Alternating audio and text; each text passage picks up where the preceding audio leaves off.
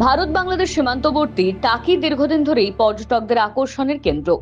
অভিযোগ, বিগত কয়েক বছরে সেচ দফতরের জমি এবং ইছামতি নদীর চর দখল করে একাধিক হোটেল, রেস্তোরাঁ ও গেস্ট হাউস তৈরি হয়েছে।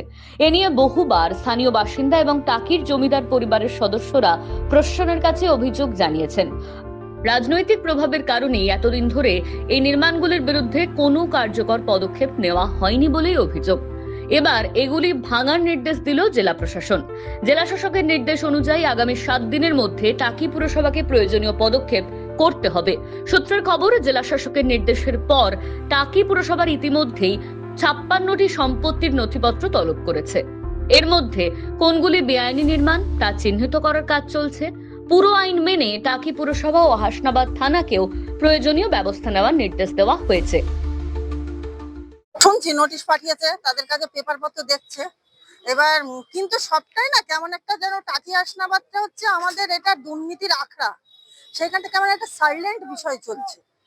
আমরা বারবার পুলিশ প্রশাসনকে জানাচ্ছি যে এটা এতটা নীরব কেন, আমরা কিন্তু বুঝতে পারছি না এই কারণটাও। দেখুন, পৌরসভার নোটিশ হয়েছে, পৌরসভার পেপার নিতে, কিন্তু প্রত্যেকটা যেন স্লো মোশনে চলছে।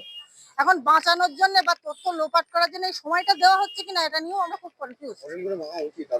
হ্যাঁ, সবাই যেগুলো অনৈতিক সেগুলো তো ভাঙা উচিত। কারণ দেখুন, জনগণের জিনিস, পৌরসভা মানে জনগণের।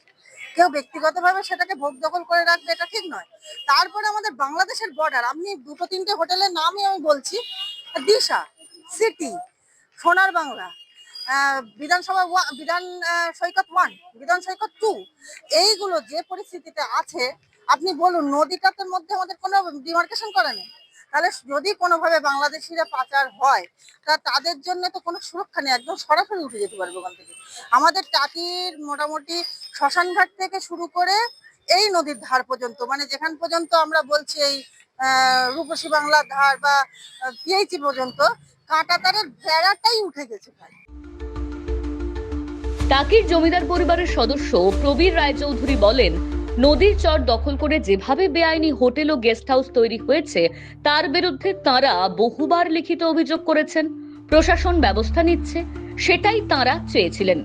টাকি রোড দেখছেন, এই টাকি রোডও টাকি জমিদারদের তৈরি তৎকালীন সময়ে। কাজে এই যে সামগ্রিকভাবে এই উন্নতির জায়গাটা, এই জায়গাটাতে শিক্ষার কিছু হতে পারতো, আরো উন্নতি, শিক্ষার একটা কি বলা হয় ওই কেন্দ্র হতে পারতো, আধুনিক শিক্ষা, নবজাগরণ ঘটতে পারতো। আশ্চর্যজনক ভাবে 7, 8, 9, 10, 11 পর থেকে পুরোপুরি ধ্বংস হয়ে গেল, গিয়ে অবৈধ নির্মাণ, বেলাগাম জমি লুট, এবং যাকে আমরা বলতে চাইছি যে ডেমোগ্রাফি চেঞ্জ করে দেওয়া।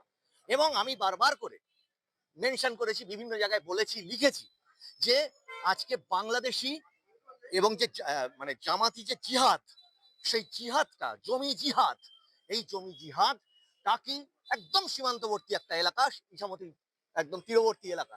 এখান থেকে সেই কি বলবো, যারা অনুপ্রবেশকারী তাদের যাতায়াতটা অনেক বেশি সহজ ছিল, এবং সেখানে তাদের মানে ডেমোগ্রাফি চেঞ্জটা। জেলা প্রশাসনের নির্দেশ ঘিরে ইতিমধ্যেই টাকি জুড়ে শুরু হয়েছে জোর চর্চা। আগামী 7 দিনের মধ্যে প্রশাসন কি পদক্ষেপ করে এবং বেআইনি নির্মাণের বিরুদ্ধে অভিযান কতদূর এগোয়, এখন সেদিকেই নজর স্থানীয় বাসিন্দা ও পর্যটকদের। প্রতীতি ঘোষের রিপোর্ট, দ্য ওয়াল।